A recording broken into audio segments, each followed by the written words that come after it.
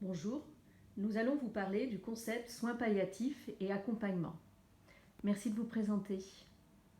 Amélie Delannoy, infirmière. Je suis Benoît Virucois, médecin, et nous travaillons en structure de soins palliatifs et d'accompagnement. On vous écoute.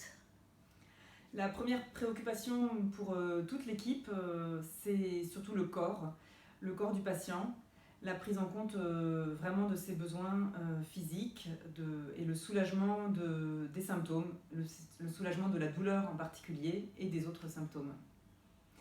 Et effectivement, on prend en compte ce corps, mais qui est le corps d'une personne en particulier.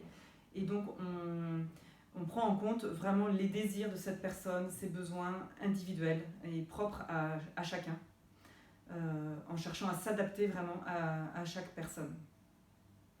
Et puis la troisième dimension, c'est que cette personne malade, atteinte, vit en relation avec son entourage, donc c'est sa famille, ses amis, et on va tenter de prendre en compte cet ensemble dans une vision qu'on appelle la vision systémique, et de soutenir aussi cette épreuve pour ses proches.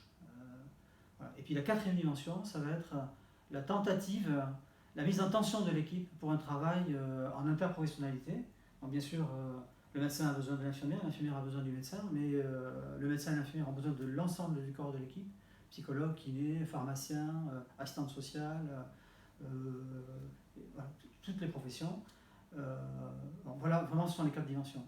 La douleur, la prise en compte de la douleur, son évaluation, son traitement, étant vraiment au centre de la préoccupation. Parce que malheureusement, les maladies chroniques évolutives provoquent, dans de très nombreux cas, des douleurs intenses. D'accord, donc 4 dimensions. Il n'y en aurait pas une cinquième? Oui. Alors en réalité, depuis leur origine, depuis les années 70, les soins palliatifs, qu'on pourrait nommer aujourd'hui la médecine palliative, représente comme un aiguillon en fait pour la société. Voilà, qu'accomplit la société pour ses plus vulnérables et parmi lesquels des personnes très gravement malades, quel soutien les décideurs politiques, institutionnels, administratifs, financiers font-ils pour soutenir cette médecine palliative et son développement.